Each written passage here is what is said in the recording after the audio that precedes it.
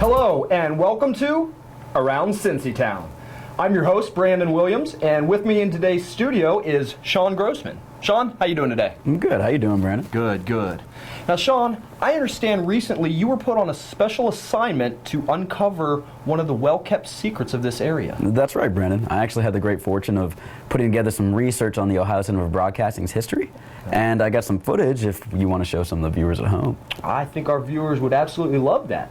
So without further ado, here's a little history on the Ohio Center for Broadcasting.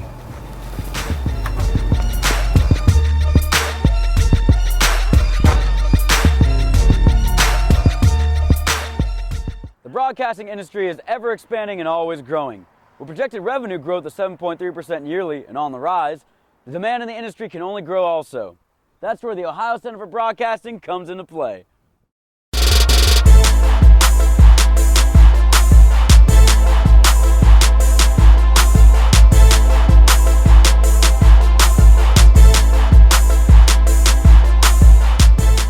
So in 1986, due to the growing media trend, a guy named Bob Mills opened the very first Ohio Center for Broadcasting in Cleveland, Ohio, which ultimately led to our very own Cincinnati Center, which is originally located here, where these offices are now, right off of Red Bank Road.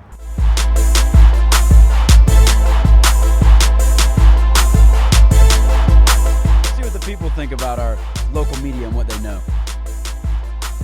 What's your name? Cherie Riley. All right, I'm Sean. Nice to meet you, Cherie. Okay, so to begin with, do you know who Tony Sands is?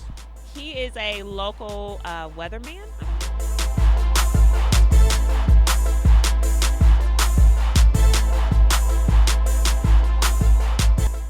That's exactly right, yeah. He's been here for 40 years and he started in Cincinnati. All right. Okay, now do you know who Gary Burbank is? I think he's a local radio show host or something like that.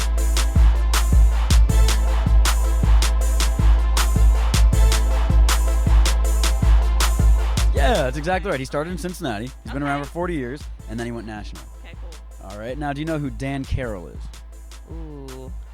Oh, Channel 19 news anchor. Yes, that's exactly right. You got all the answers right, So for what real. do I win? You win a spot on our show. It's called Okay. Around Cincy Town. Cool. And it's going to be on local access, so yeah, you can totally see that whenever you get the chance. Nice. Okay, All right, well, well, hi, Cincinnati. you heard it here, guys. This is Sean Grossman on another episode of Around Cincy Town.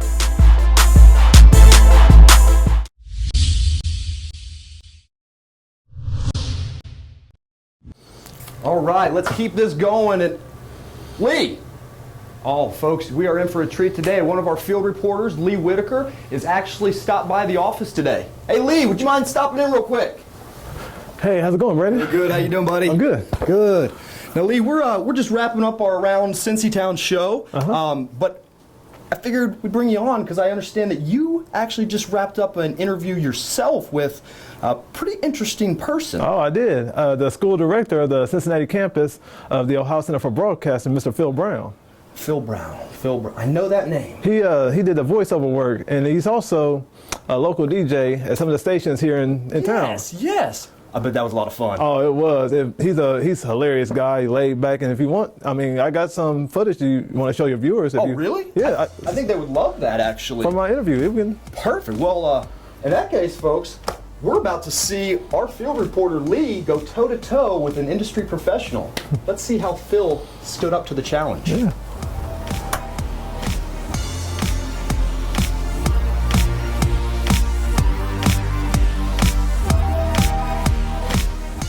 Hi, welcome to Around Cincy Town. I'm Lee Whitaker, and today I will be talking with the school director from the Cincinnati campus of the Ohio Center for Broadcasting, Mr. Phil Brown. Mr. Brown, welcome, and thank you for doing this interview with me today. Thanks for having me today, Lee. Can you tell me a little about OCB and about what your role is here at the school? Sure. OCB actually was started about 30 years ago as a need for the broadcasters in the area, both in radio and television, that we're wondering where are we going to get our next batch of people to be working here. So the school was devised and put together to answer those needs. Since then, we have been here in Cincinnati, like I said, for the last 30 years, having hundreds and hundreds of grads that have gone through the program and become successful.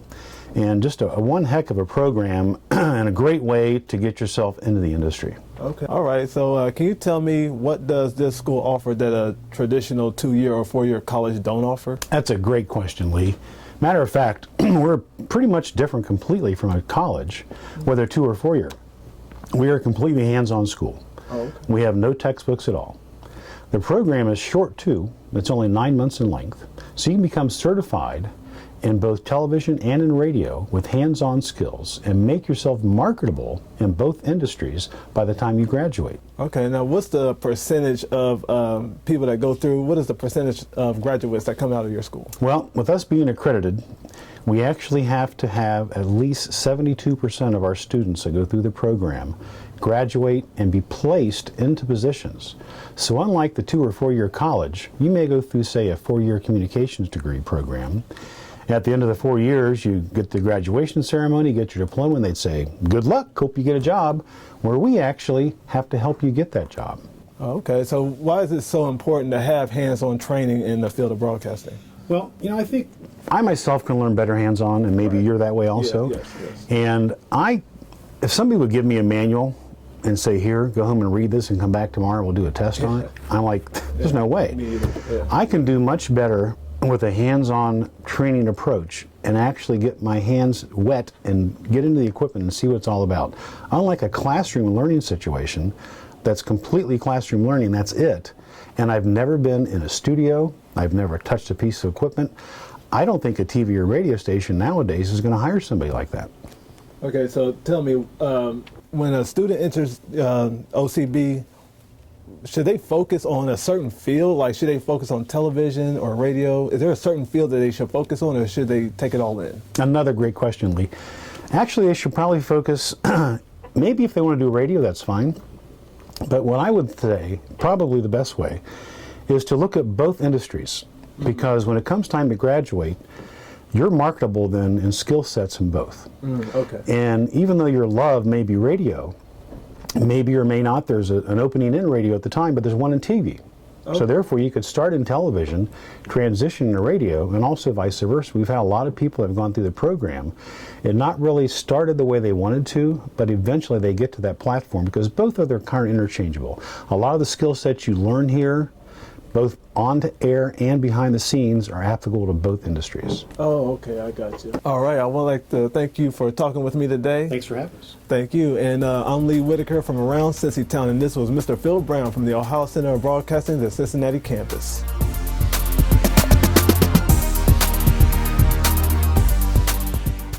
Wow. I don't know about you, but I found that to be very interesting. Moving on, we have field reporter Shawana Sims, who was lucky enough to get to sit down with a couple of the local broadcasting personalities in the area, including whiz DJ Don Juan Fachot and producer of Fox 19, Miss Tiffany Brown. Let's take a look and see what they had to say.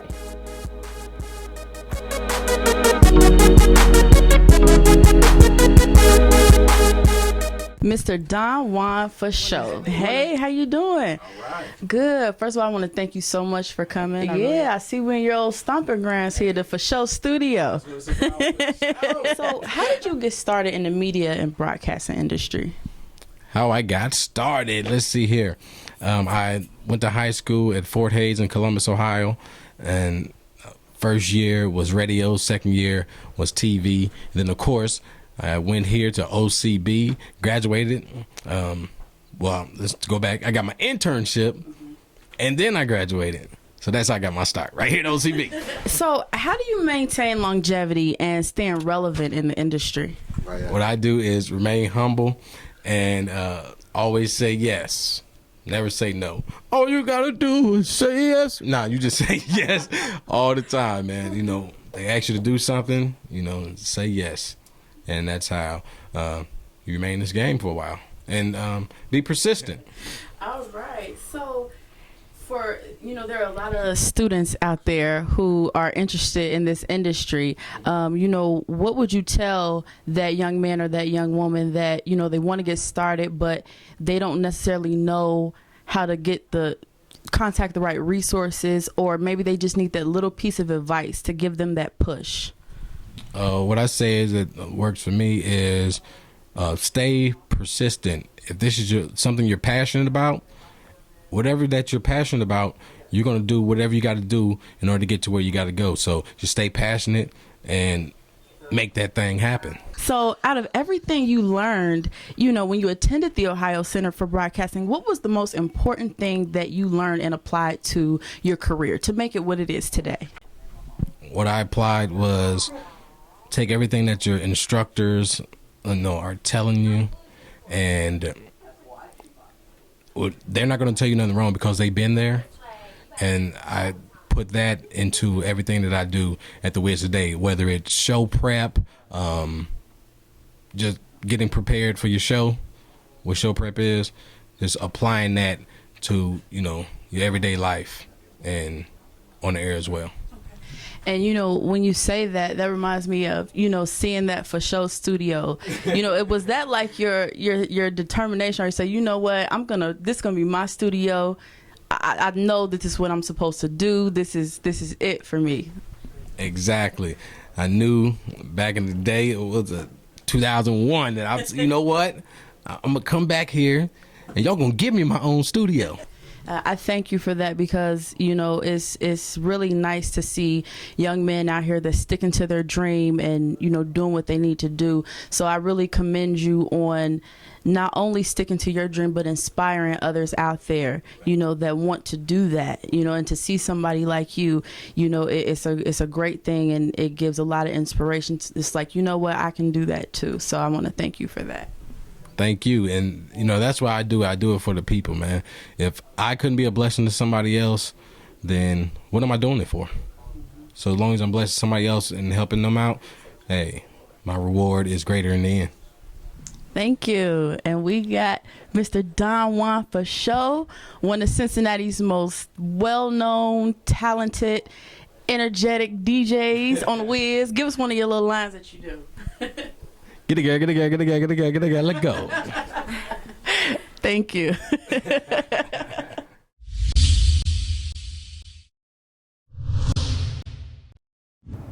Hello everyone, this is Around Cincy Town, where we have the latest and greatest news for your ears.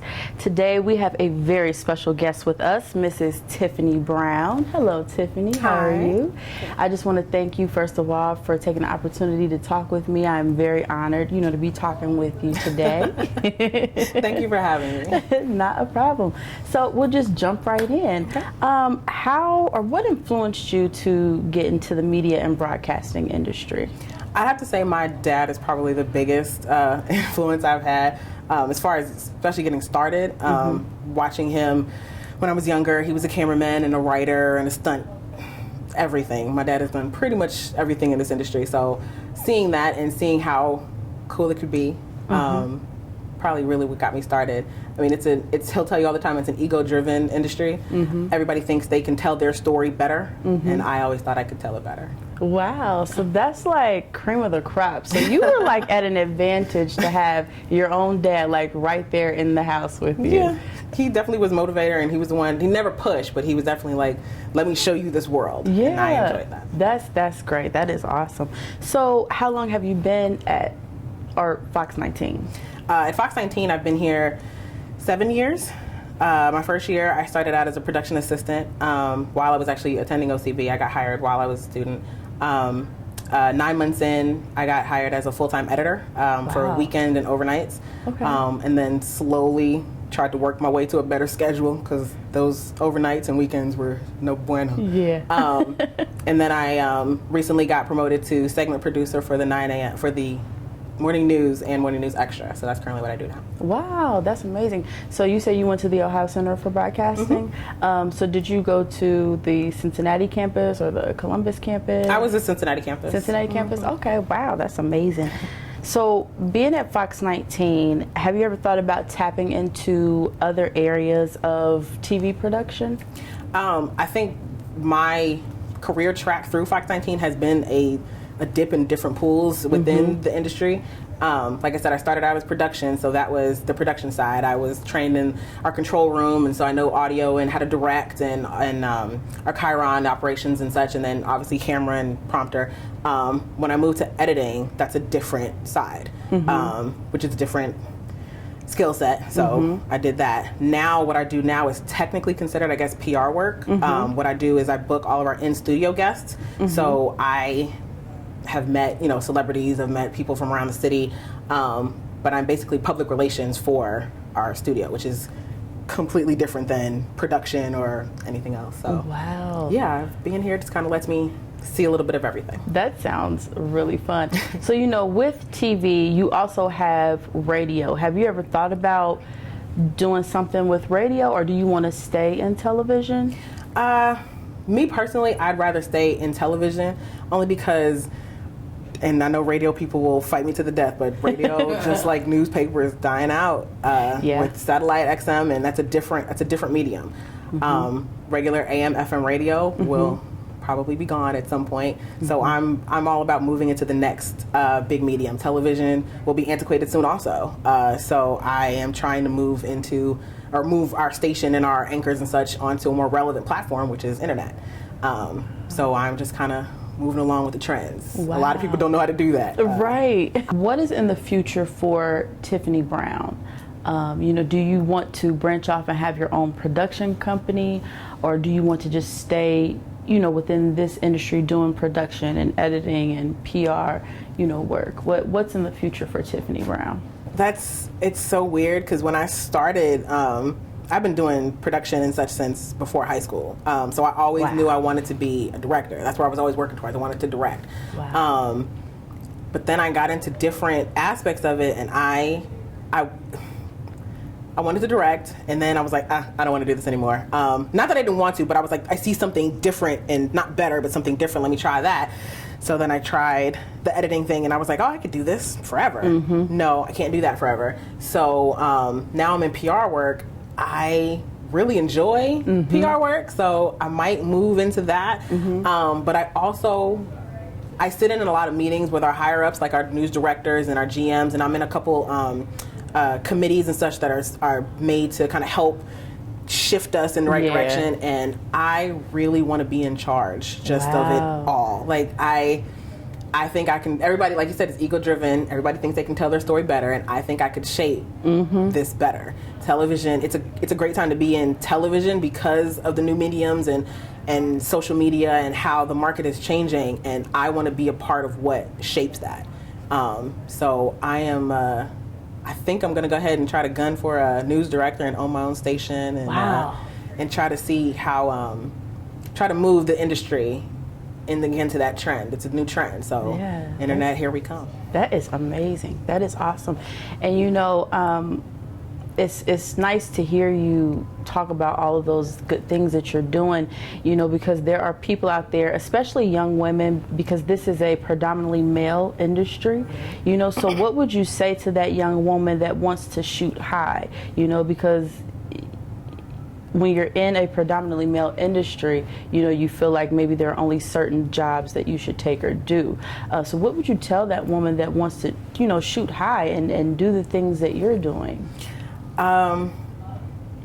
Just not to be afraid. A lot of people always told me, you are better fitted for. People always just tell me that I could be Oprah. You could be the person in front of the camera doing all the work. And I'm like, no, I always want to be the one behind the camera telling everybody what to do. No, that's right. And having people tell me, like, no, I think you should stay in your... No, I'm not going to stay in my lane. I'm not afraid to dream big. I'm not I'm not scared to be vocal. I'm not one to shy away from anything, conflict, anything. I do have tact, so I will tell people you learn how to speak to people properly. But don't be afraid of anything. Don't be afraid of people, and go with it. You never know how far you could go. Yeah, that's great. Well, I want to thank you so much for doing this. I really appreciate it. Problem. And your dad is going to love this. Oh, my dad. Again, Dad, she would rather do the dishes than watch those Japanese movies. All bad. Well, thank you so much. And there you have it, Miss Tiffany Brown, Fox 19. And this is Around Cincy Town.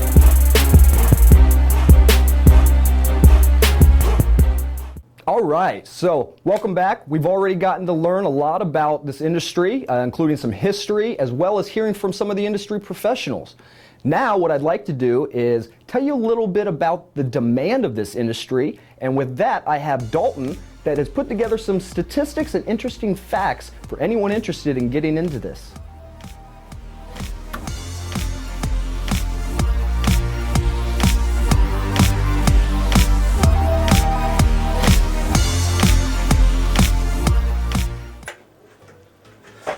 We live in a world where information is given to us through many channels.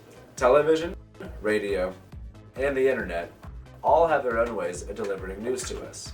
When you flip on the TV, you expect to hear truthful, informative, and exciting news coverage from your news anchor. And in today's world, there's a lot of news to be covered.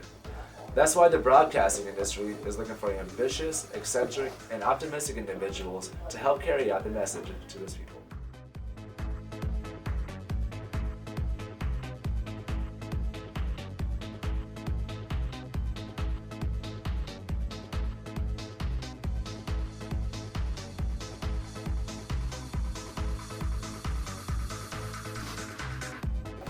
So how do you go about finding a job in the industry? Well, first you need the proper training. And there are plenty of schools and institutions out there that are eager and ready to help you do just that.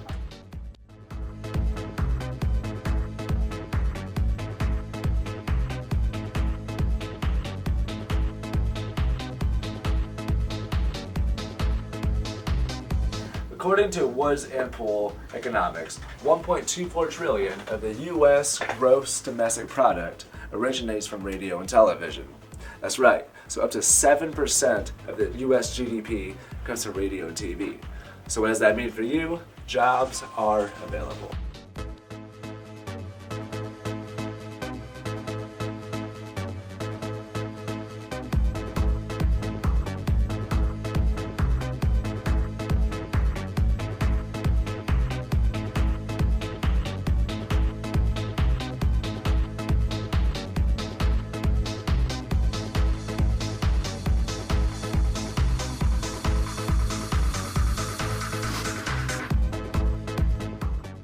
Now let's talk TV. How much TV would you say you watch per day? Did you know that the average American watches up to 8 hours of television per day? So what opportunities does that leave open for you? Well, let's check it out.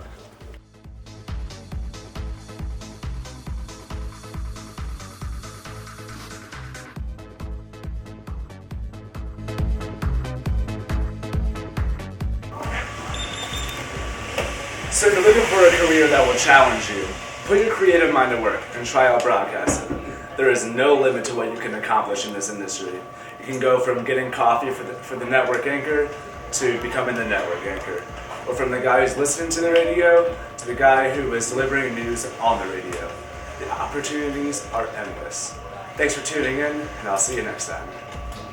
And that does it for this episode of Around Cincy Town. We hope you had as much fun watching as we did putting it together, and we hope you tune in next time on Around Cincy Town.